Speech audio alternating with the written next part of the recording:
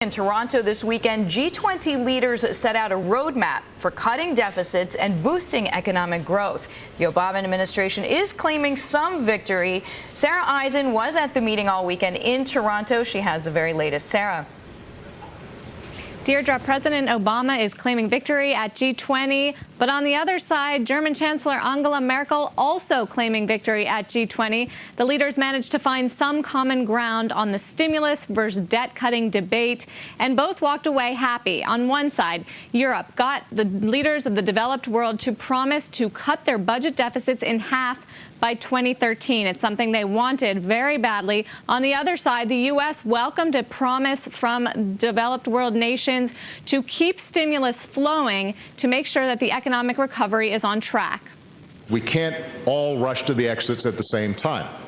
So countries that have surpluses should think about how can they spur growth and how can they spur demand.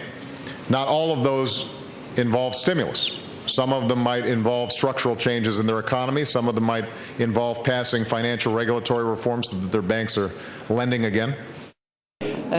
Nothing can be a straitjacket.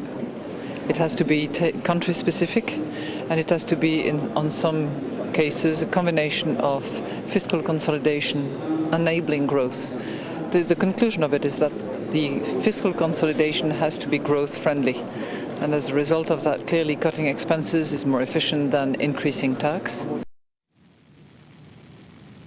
And the most confrontations among world leaders came over the World Cup games. Leaders were stealing away to watch, check their Blackberries. Even leaders like UK's David Cameron and Germany's Merkel watched the game together, taking it over a meeting on economic growth. And of course, it was G20. We have to tell you, there were plenty of protests. In fact, police here in Toronto used tear gas for the first time in the city's history.